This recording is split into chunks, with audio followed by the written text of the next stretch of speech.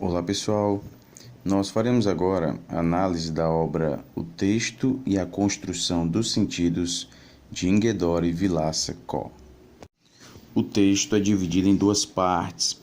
A primeira parte diz respeito à construção textual do sentido e, na segunda parte, a construção do sentido no texto falado. Já na introdução, a autora nos traz a vertente socio-interacionista, adotada por ela na produção desta obra.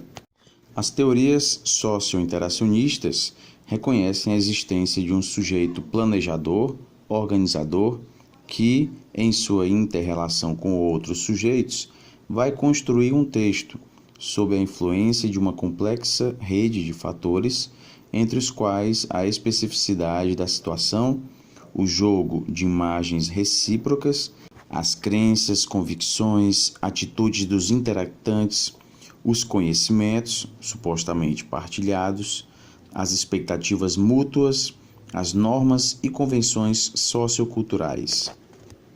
Isso significa que a construção do texto exige a realização de uma série de atividades cognitivo-discursivas que vão dotá-lo de certos elementos, propriedades ou marcas, os quais, em seu interrelacionamento, serão responsáveis pela produção de sentidos. É ao estudo de tais atividades discursivas e de suas marcas na materialidade linguística que se destina a presente obra. Indo agora para a primeira parte, a construção textual do sentido. Inguedore nos traz que toda atividade humana teria os seguintes aspectos fundamentais. O primeiro aspecto, a existência de uma necessidade, um interesse. No segundo aspecto, nós teríamos uma finalidade. No terceiro aspecto, nós teríamos o estabelecimento de um plano de atividade formado por ações individuais. No quarto aspecto, a realização de operações específicas para cada ação, de conformidade com o plano pré-fixado. E, finalmente, no quinto aspecto, a dependência constante da situação em que se leva a cabo a atividade, tanto para a planificação geral, como para a realização das ações e a possível modificação do processo no decurso da atividade. Então, nós teríamos aí a necessidade de uma atividade humana, necessidade, a finalidade, o planejamento, a concretização da ação em si, dessa atividade, e a sua constante dependência com a situação em que esta atividade é realizada. E nós poderíamos até fazer uma comparação com os elementos responsáveis pela textualidade que Bográn e Dressler trazem, como, por exemplo, a intencionalidade, situacionalidade e aceitabilidade. E esses 5 aspectos dizem respeito à atividade humana. Agora, Inguedore vai falar especificamente da atividade verbal. Então, se na atividade humana nós temos esses 5 aspectos, nós os teremos também na atividade verbal.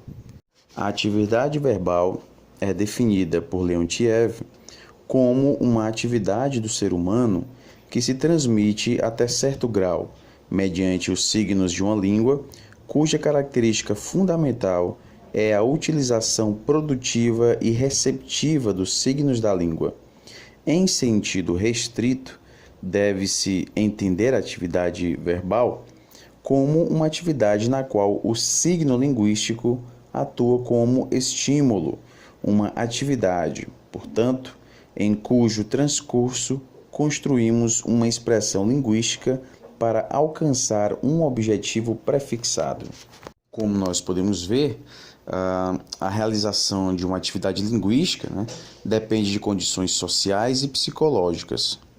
E dentre os fatores que levam à realização de um determinado ato verbal, nós temos aí sinalizados por Có, a motivação, e geralmente não há apenas um motivo, né, para a realização de um ato verbal. Nós vamos ter também, dentre os fatores que determinam a interação verbal, a situação. Nós sabemos que, dependendo da situação, nós vamos utilizar determinadas escolhas linguísticas. Inguedora também nos traz a prova de probabilidades, que determina quais, entre as diversas ações possíveis, tem mais possibilidade de produzir os frutos desejados. Nós vamos ter também a tarefa ação, e aqui nós temos uma relação com a seleção da ação que será mais eficaz, né, nessa atividade de interação verbal. Então, assim, dentre o conjunto de ações possíveis, né, qual é que eu vou selecionar para atingir com mais êxito, né, o meu objetivo? E esses são os fatores que determinam a realização verbal, né, em uma determinada situação. Fora esses fatores, né, nós vamos ter também aqueles que determinam a realização verbal da intenção verbal, ou seja, são os aspectos mais superficiais. E daí nós temos o conhecimento da língua, né? Logicamente, se a gente vai interagir verbalmente, é de suma importância nós compreendermos, né, as possibilidades de utilização dos elementos dentro desse sistema linguístico. Nós vamos ter também o fator funcional estilístico, que determina a escolha dos meios linguísticos mais adequados dentre todas as possibilidades existentes. Teremos também as diferenças individuais entre os próprios interlocutores, e isso acaba exigindo determinadas estratégias, né, por parte do falante na sua seleção das formas linguísticas. Isso sempre pensando no efeito, né, que irá gerar no seu interlocutor. Em resumo, a linguagem é uma forma de atividade e, assim sendo, deve ser encarada como uma atividade em geral e, mais especificamente, como uma atividade humana. Neste mesmo capítulo, Inguedori nos traz algumas propostas, né, no interior da linguística textual. E nós vamos focar aqui mais especificamente na proposta de Bogrand e Dressler. Definindo o discurso como uma sequência de situações ou eventos em que vários participantes apresentam textos como ações discursivas, Bogrand e Dressler consideram a atividade verbal como uma instância de planejamento interativo. Por isso, inclui entre os critérios ou padrões de textualidade a intencionalidade e aceitabilidade. Segundo eles, a intencionalidade, em sentido estrito e imediato, diz respeito aos propósitos dos produtores de textos de fazer com que o conjunto de ocorrências verbais possa constituir um instrumento textual coesivo e coerente, capaz de realizar suas intenções, isto é, atingir uma meta especificada em um plano. Em sentido amplo, abrange todas as maneiras como os sujeitos usam textos para perseguir e realizar seus objetivos.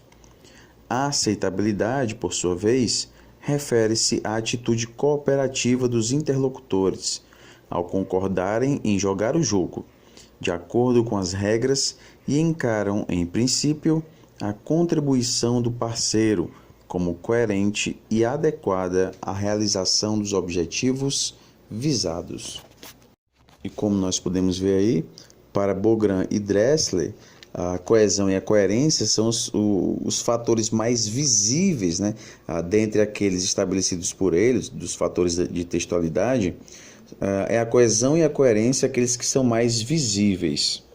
No entanto, coesão e coerência por si só não podem estabelecer as fronteiras, né, daquilo que é ou não um texto, já que muitas pessoas utilizam textos que não apresentam coesão ou mesmo coerência. Agora, mesmo sem haver coesão e coerência, se isso fizer parte da intencionalidade, né? Ou seja, se é da intenção do falante que esse texto não seja coeso e nem coerente, e, consequentemente, isso vai gerar um resultado, né? Eu não posso considerar esse texto como um não texto, até porque foi o objetivo do próprio escritor, né, ou falante, que o seu interlocutor não veja coesão nem coerência nesse texto. E é justamente aí que está a intencionalidade do produtor desse texto. Pode, inclusive, acontecer que, em certas circunstâncias, se afrouxe ou elimine deliberadamente a coesão e ou coerência semântica do texto, com o objetivo de produzir efeitos específicos. Aliás, nunca é demais lembrar que a coerência não constitui uma propriedade ou qualidade do texto em si. Um texto é coerente para alguém em dada situação de comunicação específica. Este alguém, para construir a coerência, deverá levar em conta não só os elementos linguísticos que compõem o texto, mas também seu conhecimento enciclopédico, conhecimentos e imagens mútuas, crenças, convicções, atitudes, pressuposições, intenções explícitas ou veladas, situação comunicativa imediata, contexto sociocultural e assim por diante. Então, pessoal, como nós podemos ver, um texto por si só não é coerente, né? Essa coerência é construída na própria interação, né? Leitor-texto. E afinal, o que é um texto? Isto é discutido no próximo capítulo da primeira parte, né? No capítulo intitulado O Texto, Construção de Sentidos. É sabido que, conforme a perspectiva teórica que se adote, o mesmo objeto pode ser concebido de diversas formas. Vale lembrar aqui o que falava Saussure, né? Que o ponto de vista cria o objeto, né? O conceito de texto não foge a essa regra. E mais, nos quadros mesmos da linguística textual, que tem no texto seu objeto precípio de estudo, o conceito de texto varia conforme o autor e ou a orientação teórica adotada. E Inghedori traz o seguinte conceito de texto. Poder-se-ia conceituar o texto como uma atividade verbal constituída de elementos linguísticos selecionados e ordenados pelos coenunciadores durante a atividade verbal, de modo a permitir-lhes, na interação, não apenas a depreensão de conteúdos semânticos em decorrência da ativação de processos e estratégias de ordem cognitiva, como também a interação de acordo com práticas socioculturais. E esse vai ser o objeto de estudos da linguística textual, que vai tratar este texto como um ato de comunicação, inserido nesse complexo universo de ações humanas. Portanto, a concepção de texto aqui apresentada subjaz o postulado básico de que o sentido não está no texto, mas se constrói a partir dele, no curso de uma interação.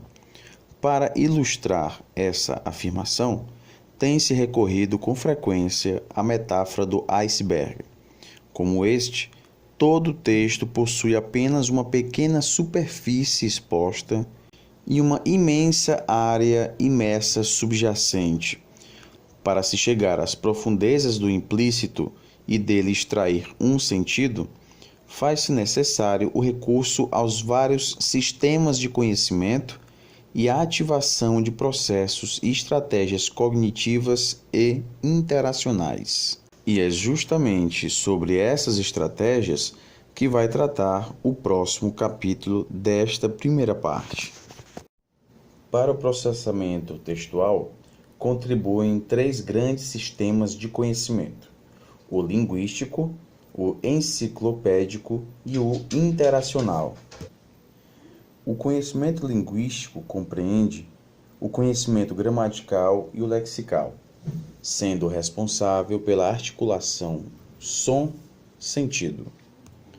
O conhecimento enciclopédico ou conhecimento de mundo é aquele que se encontra armazenado na memória de cada indivíduo, quer se trate de conhecimento do tipo declarativo, as proposições a respeito dos fatos do mundo, quer do tipo episódico, os modelos cognitivo-socioculturalmente determinados e adquiridos através da experiência.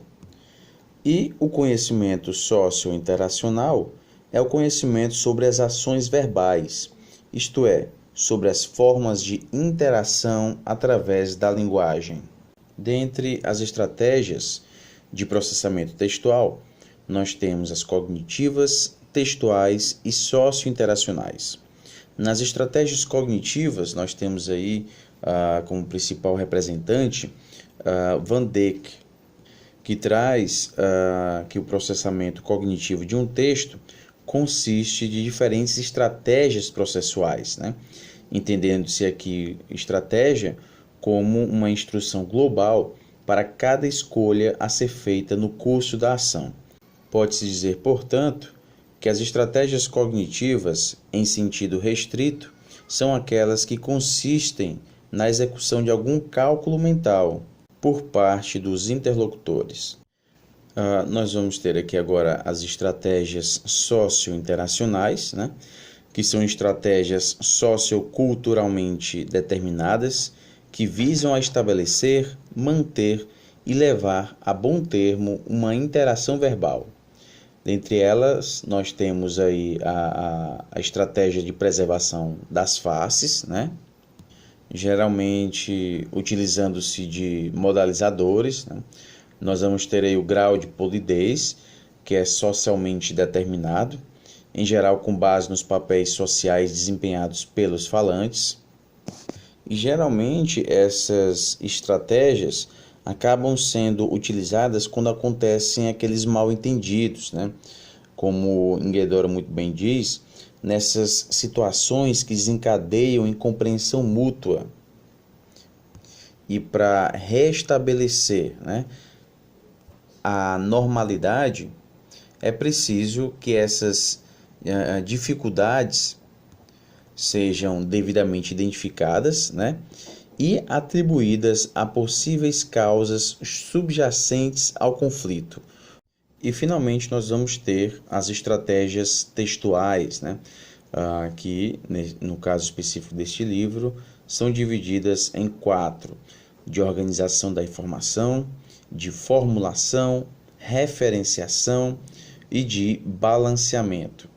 No que diz respeito às estratégias de organização da informação, nós temos aí a divisão dado e novo, né? Dado diz respeito justamente às informações já conhecidas pelos interlocutores, enquanto que o novo é aquela informação que é acrescentada, né? Que não é de conhecimento de um dos interlocutores. É muito importante que em um texto, né, nós tenhamos aí uma dosagem na utilização dos dados e dos novos, né? Em um texto, por exemplo, onde se predomina as informações já dadas, né, esse texto vai ser considerado como um texto pobre em informação. Agora, se nesse texto eu tenho apenas informações novas, né, vai ser um texto de difícil compreensão. Por isso, é muito importante que se articule muito bem, né, essa relação do dado e do novo. Nas estratégias de formulação, nós temos aí dois tipos: a inserção e a reformulação. As inserções têm, em geral, a função de facilitar a compreensão dos interlocutores, criando coordenadas para o estabelecimento de uma estrutura referencial, de modo que o material inserido não é supérfluo, isto é, não é eliminável sem prejuízo para a compreensão. Já em relação às estratégias de reformulação, nós temos basicamente a utilização de repetições e parafraseamentos, cuja função principal é a de reforçar a argumentação, o que é comum, né, nas modalidades escrita e formal. E além de facilitar a compreensão através da redução, né, do ritmo na fala, nós acabamos dando um tempo maior, né, ao interlocutor para ele processar essa informação que está sendo passada para ele. Nas estratégias de referenciação, né, nós vamos ter a reativação de referentes no texto, que é realizada através de estratégias de referenciação anafórica, formando-se desta maneira cadeias coesivas mais ou menos longas. E, finalmente, nas estratégias de balanceamento, né, nós vamos ter uma dosagem, né, entre os elementos explícitos e implícitos, né? Como o Enguedor muito bem diz, não podem existir textos totalmente explícitos, né? E justamente por isso, né, por esse fato de não poder existir textos totalmente explícitos, é que o produtor de um texto precisa proceder ao balanceamento do que necessita ser explicado textualmente e do que pode permanecer implícito, por ser recuperável via inferenciação a partir das marcas ou pistas que o locutor coloca no texto, ou do que é suposto por este, né, como conhecimento partilhado com o interlocutor. No próximo capítulo, nós vamos ter a abordagem da coesão e da coerência, né? Enguedor conceitua a coesão textual como fenômeno que diz respeito ao modo como os elementos linguísticos presentes na superfície textual se apresentam interligados entre si por meio de recursos também linguísticos, formando sequências veiculadoras de sentidos. E aqui, pessoal, nós vamos ter, por exemplo, como elementos coesivos, né, as anáforas, as catáforas, né, e até mesmo os deíticos. Já a coerência diz respeito ao modo como os elementos subjacentes à superfície textual vêm a constituir, nas mentes dos interlocutores, uma configuração veiculadora de sentidos. A coerência, portanto, longe de constituir mera qualidade ou propriedade do texto, é resultado de uma construção feita pelos interlocutores, numa situação de interação dada, pela atuação conjunta de uma série de fatores de ordem cognitiva, situacional, sociocultural e interacional. No próximo capítulo, Enguedor vai falar da construção dos sentidos no texto, a intertextualidade e a polifonia. No que diz respeito à intertextualidade, Enguedor diz que todo texto é um objeto heterogêneo, que revela uma relação radical de seu interior com seu exterior. E desse exterior, evidentemente, fazem parte outros textos que lhe dão origem, que o predeterminam, com os quais dialoga, que retoma, a que alude ou a que se opõe. E esse diálogo, né, de um texto com outro texto se refere ao que Bakhtin tratava, né, em seus textos, do dialogismo, né? De fato, todo texto dialoga com outros textos. Nenhum texto surge do nada, né? Ele sempre surge a partir de outros textos. E é daí que nós temos a intertextualidade em sentido amplo e a intertextualidade em sentido estrito. E a intertextualidade em sentido restrito.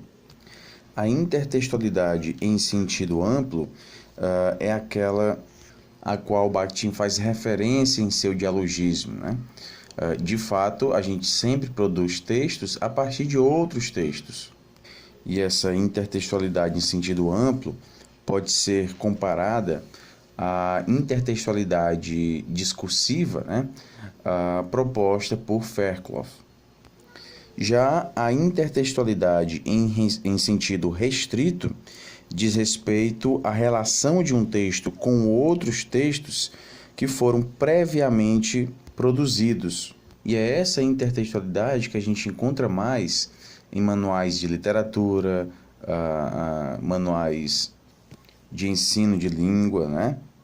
A gente encontra a intertextualidade em sentido restrito, por exemplo, em citações, né? Paráfrases, e elas serão explícitas ou implícitas, né? Explícita quando nós tivermos aí a citação da fonte do intertexto, e implícita quando nós não tivermos essa fonte. Porém, né, o produtor do texto dar pistas para que o interlocutor recupere esse intertexto e possa assim construir o sentido do texto. No que diz respeito ao conceito de polifonia, como se sabe, foi introduzido na ciência da linguagem por Bakhtin para caracterizar o romance de Dostoiévski. Para Bakhtin, a palavra é o produto da relação recíproca entre falante e ouvinte, emissor e receptor. Cada palavra expressa o um em relação com o outro. E assim, pessoal, Inguedório faz questão de dizer que os conceitos de intertextualidade e de polifonia não se confundem.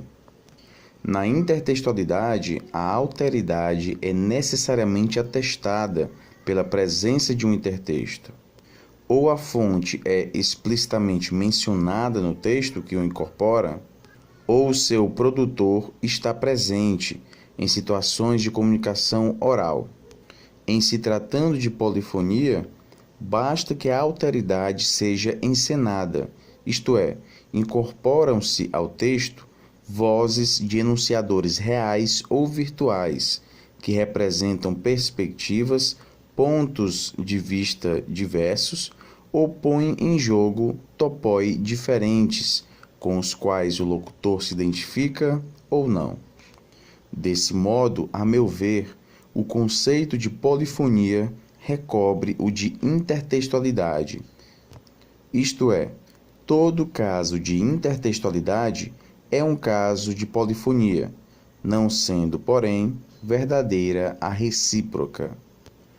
Há casos de polifonia que não podem ser vistos como manifestações de intertextualidade. Indo agora para a segunda parte do livro, a construção do sentido do texto falado. No primeiro capítulo dessa segunda parte, Inguedório vai falar sobre a natureza da fala. Fala e escrita constituem-se duas modalidades de uso da língua. E como tais, pessoal, elas não devem ser vistas de forma dicotômica. Inclusive, ela traz até aqui um quadro de diferenças, né, da fala e da escrita, baseado nessa proposta dicotômica, né, das diferenças entre fala e escrita. Este mesmo quadro pode ser visto também na obra de Marcuse, né, sobre fala e escrita. No segundo capítulo dessa segunda parte, né, Inguedório vai tratar das atividades de construção do texto falado, tipos e funções. Entre as principais estratégias de processamento do texto falado, podem citar-se a inserção e a reformulação, quer retórica, quer saneadora. No que diz respeito às funções da inserção, Inguedório diz que ela tem a função de facilitar a compreensão dos parceiros. O locutor suspende temporariamente o tópico em andamento e insere algum tipo de material linguístico com o intuito, entre outros, de introduzir explicações ou justificativas. A inserção pode ser utilizada também para fazer alusão a um conhecimento prévio, que frequentemente constitui um pré-requisito para o pleno entendimento do assunto. Então, por exemplo, se eu estivesse fazendo explicação sobre língua e fala, né, para vocês, e quisesse inserir uma expressão que fizesse alusão a um conhecimento prévio, né? Então, vamos supor, a fala é vista como a manifestação da língua, né? Não sei se vocês já ouviram falar de Saussure, né, que aborda essa questão da língua e da fala. Então, essa expressão, não sei se vocês já ouviram falar de Saussure, é exatamente uma inserção, né, para fazer uma alusão a um conhecimento prévio de vocês. A inserção também pode ser utilizada para apresentar ilustrações ou exemplificações. Então, se eu estivesse falando das línguas, né, tonais, eu poderia trazer citações como a língua chinesa, né? Então, se eu estivesse falando, as línguas tonais realizam a articulação de seus verbos no nível suprassegmental, como é o caso da língua chinesa, né? Então, como é o caso da língua chinesa, é uma inserção que eu fiz para exemplificar. E nós vamos ter as funções da reformulação, né? Como a reformulação retórica, que é realizada basicamente por meio de repetições e parafraseamentos, cuja principal função é, sem dúvida, a de reforçar a argumentação. A reformulação retórica pode ter também a função cognitiva de facilitar a compreensão através da desaceleração do ritmo da fala, dando ao parceiro tempo maior para o processamento do que vai ser dito. A reformulação saneadora pode ocorrer sob forma de correções ou reparos e de repetições ou paráfrases saneadoras. Sob forma de correção ou reparo, decorre da necessidade de o locutor solucionar imediatamente após a materialização de um segmento dificuldades nele detectadas por ele mesmo ou pelos parceiros, podendo, pois, ser auto- ou heterocondicionada. Já em relação à reformulação sob forma de paráfrases saneadoras, via de regra, são provocadas pelo interlocutor.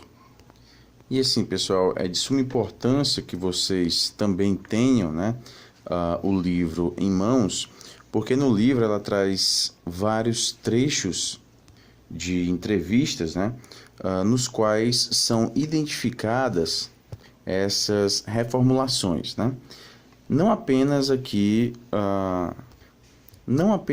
nessas estratégias que dizem respeito à produção de um texto falado, né? Mas também nos textos escritos. Então, há vários trechos, há várias transcrições, das quais é muito importante a gente fazer a leitura para visualizar, né, todas essas estratégias. No capítulo seguinte, Inguedori vai falar da tematização e rematização como estratégias de construção do texto falado, o tema sendo considerado como segmento comunicativamente estático, né? Enquanto que o rema é o segmento comunicativamente dinâmico, sendo considerado também como o núcleo ou comentário. Então, o rema seria o portador de informação nova e o tema seria o veiculador da informação dada. E aí ela vai trazer algumas sequências, né, de tema e rema, e também de sequências rema e tema. No capítulo seguinte, Inguedori vai falar da repetição como estratégia de construção do texto falado, e ela já inicia o capítulo falando que tradicionalmente a repetição tem sido avaliada de forma negativa, né? Costuma-se criticar os textos em que aparecem como redundantes, circulares, mal estruturados, admitindo-se o seu emprego apenas como recurso estilístico consciente. E, na verdade, a repetição pode ser considerada como uma estratégia básica de estruturação do discurso. A repetição pode ser vista como um mecanismo coesivo, como um recurso retórico, tendo uma importância muito grande na aquisição da linguagem, na socialização e também no ensino de línguas. Psicolinguistas, psicólogos, antropólogos, sociólogos, bem como pesquisadores nas áreas de comunicação e de pedagogia de línguas, entre outros, têm comprovado a relevância funcional da repetição em seus respectivos domínios, existindo atualmente uma rica bibliografia a respeito do tema, embora reconhecendo-se a importância e o interesse do assunto, não se desenvolverão aqui tais questões. E no último capítulo, Inghedori vai tratar da dinamicidade dos tópicos no texto conversacional, a digressão e coerência. As digressões têm sido definidas na literatura como segmentos não relacionados topicamente com os materiais precedentes ou subsequentes, que estão, estes sim, relacionados entre si. Isto é, na digressão, o tópico em curso é provisoriamente abandonado e um novo tópico é introduzido, sendo, a seguir, por sua vez, abandonado e substituído novamente pelo tópico anterior. É um caso aqui, de uma descontinuidade tópica. Inghedori faz questão de dizer que as digressões não necessariamente vão perturbar a coerência da conversação, muito pelo contrário, elas podem até servir como explicações, generalizações, auxiliando o interlocutor a compreender os enunciados do parceiro. E essas sequências inseridas podem vir para corrigir ou esclarecer pontos relevantes para a construção do sentido. E ela diz: gostaria de ir ainda um pouco mais além. Se é verdade que as digressões não só não prejudicam a coerência, como também contribuem para estabelecê-la, parece-me que, na realidade, não tem sentido em falar de digressão conversacional. Bastaria que se flexibilizasse a própria noção de tópico. E aqui a gente finaliza a abordagem dos principais pontos presentes no livro O Texto e a Construção dos Sentidos.